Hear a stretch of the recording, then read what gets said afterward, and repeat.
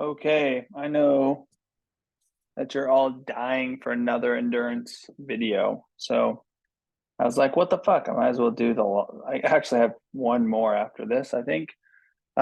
So based on those recent papers and the previous one, the four tests, again, that have been shown to produce the most consistent results with climbing performance is maximum force, which is everyone knows about that and how to test it. The second one is a 30-second all-out effort test, which measures anaerobic power. And the previous post, I put capacity, so I changed the title because I said that wrong, which was the 30-second all-out test, the previous post. And the third one is a 60% force maintenance test, which I've done previously with the pull-down method to compare, but I redid that today.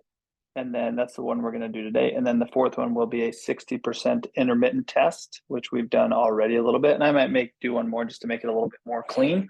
But I wanted to share this one. This one is for anaerobic capacity. And so it'll be really easy for everyone that watched the previous 30-second video. My anaerobic power was pretty good. I did 4 reps, I think, and I was able to get pretty close to the peak for that test, for that particular set each time, but my force dropped consistently with every set a little bit more, but I was able to recover in that 1 minute time frame pretty well to get a further desaturation of the muscle each time. Conversely, with this test, my anaerobic capacity is not probably that good because I've been doing hardly any climbing really. I've been doing like power climbing and limit things on my fingers, but have not been doing a lot of climbing volume. So I wouldn't expect my anaerobic capacity to be very high. So let me show you what that looks like. And because I'm so good of a cameraman, my video fucking sucks. The automatic feature on my camera, for any of you camera whizzes out there, should automatically adjust and automatically, not zoom, but automatically, what's the word I'm looking for? I don't know, my brain's tired. Should automatically, I know all of you guys are like, spit it out already, focus. But it does not do that. I think because I took it to the desert, maybe I'm always chalky with my hands, so I've got some chalk in it. So if you got any beta for me there, let me know. So here's what we did today. I did this morning after I worked out. So I measured my left and right curling maximum. So again, standing vertically, no slack in the system, straight arms, straight knees, doing the overcoming style isometric, measuring the SMO2. Well, I don't have it on here, but measure the SMO2 for the actual effort. But here I'm just measuring my max force. So here's the left and right mode. Left max was 124.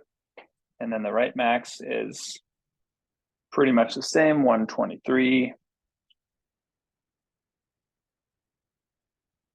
And that's the test for the day. The papers, the capacity papers also mention that one of the limitations with doing a 60% duration effort or 60% intermittent test, one of the limiters was measuring your maximum every day as like a requirement, but that's really easy if you have a way to measure it quickly.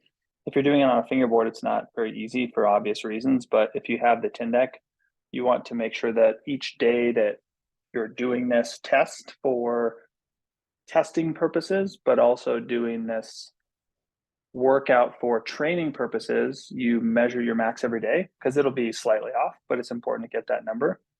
The other thing that's important to note here with the 30-second all-out power test and this one, the 60% like for duration test, using those as training tools also makes a lot of sense because we can take away the skills of climbing. We can take away the priority on footwork. We can take away the difference in hold distance, the hold size, the economy of your climbing, etc. Because the function of a test and a training intervention that's not your sport is to target your physiology.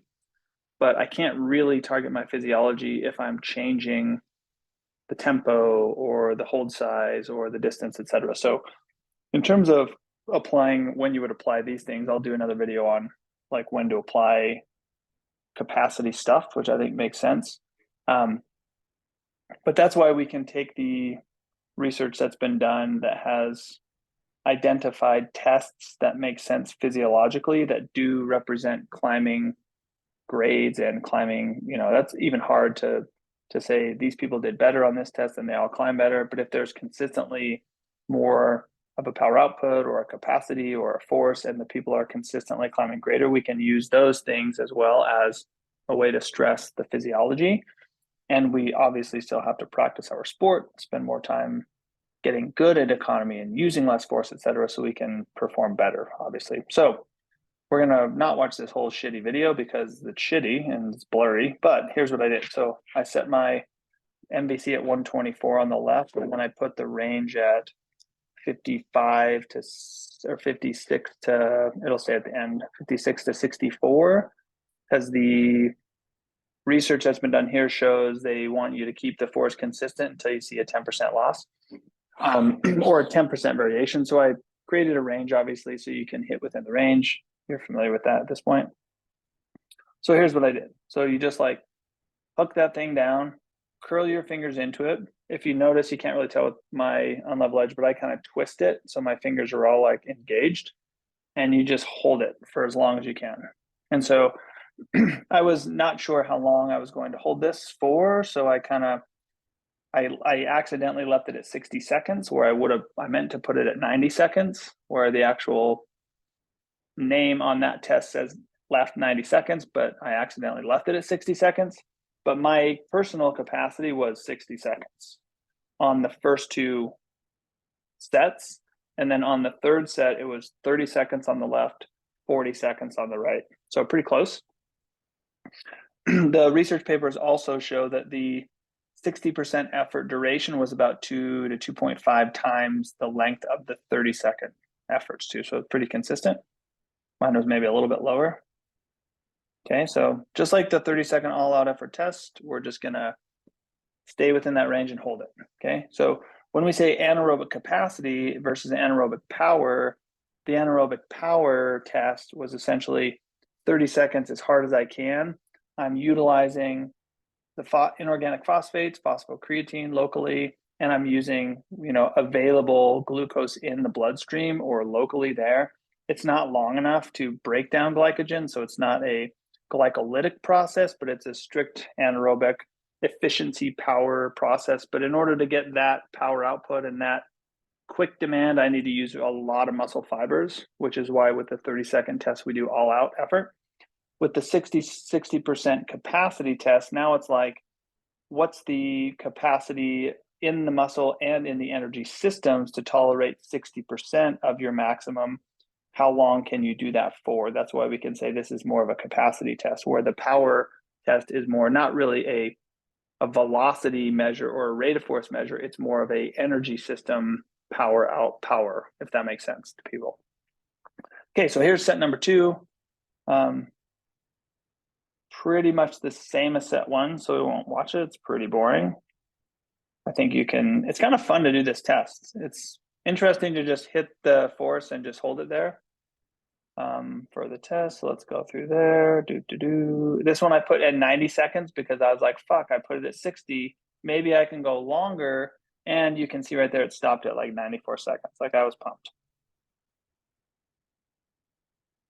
Kind of make some moans and cry about it a little bit. You get the drill. And then set number 3. This one I was like dead set on doing another 60-second effort. So we'll watch this one. But I definitely do not do a 60-second effort. The rest between these ones, I kind of got thrown off. Like, as you know, I've talked about, it's kind of fucking annoying to manage all these things at once, the SMO2, the screen recording, my camera.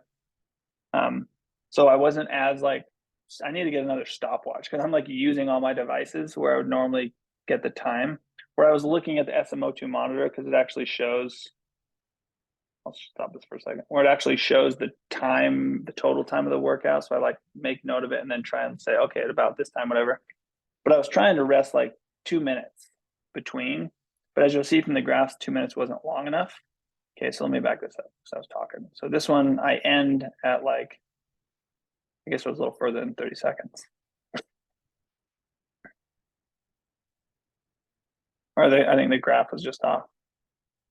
But that one goes to like, just like you cannot hold it any longer. Oh, you're falling off. So if we look at the SMO2 graphs on the left, I would say my recovery wasn't adequate. So I would need longer to recover to be able to do that again. And so in this first one on the left, there's a good desaturation, there's a good nitric oxide increase, and then I get back to level and then I recover. But my nitric oxide stays pretty high, which means that the duration and the effort of that particular task was pretty great compared to what I'm used to doing. My nitric oxide did not drop to like a normal level because I still was needing more oxygen to supply cells after that effort. So I probably should have rested 3 minutes. So it probably would be 60 seconds of force and then 3 minutes of rest and then 60 seconds of force, 3 minutes of rest. But after the third set, I was done after that, 40 seconds. And I think it was a little bit less on the other side or vice versa.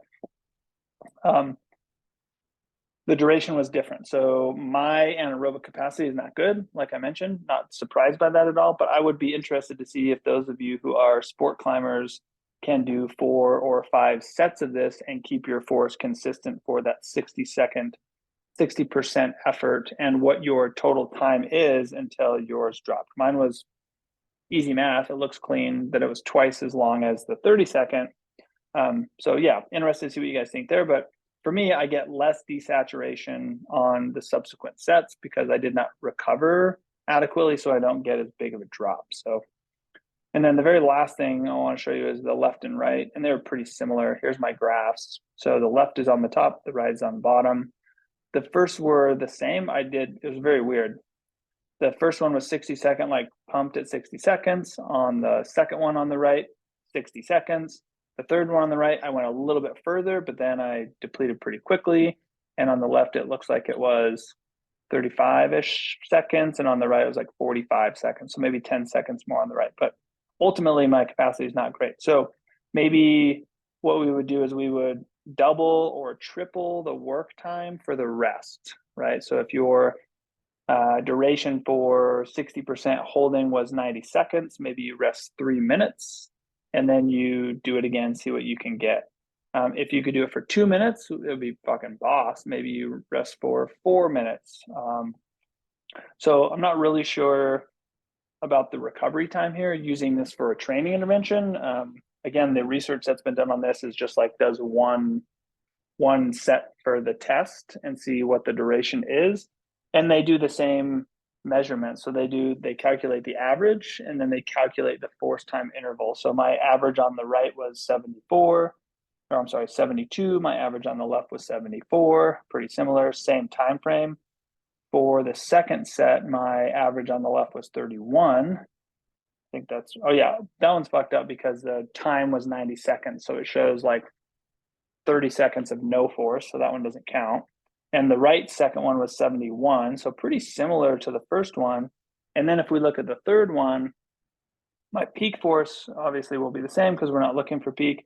The average was 51, but that one is because there's also that gap of no time. So I think you would only really take the one where you don't peter out. The third ones don't really count for the force time. Integral, you would just use the ones that actually go to, full failure, but then you got to actually calculate it. So maybe that's a little harder you can't really take the average on a 60-second test or a test that doesn't go for a defined time frame because the Tyndek app will, if you choose a time frame and you do a force for the duration of a time frame, it'll take the average. But if you have extra time and you drop off before that, your average won't be correct. That's what I meant to say. Sorry if that was confusing. But you could do the force time interval. So you could take the peak or the whatever time, so 76% for me, and then you would take I guess that doesn't really work, but they took the force time interval. I'll have to read that again because that doesn't really make sense. The ending force time interval wouldn't be that different than the start because you're only given a 10% margin. So maybe scrap that last part of the conversation.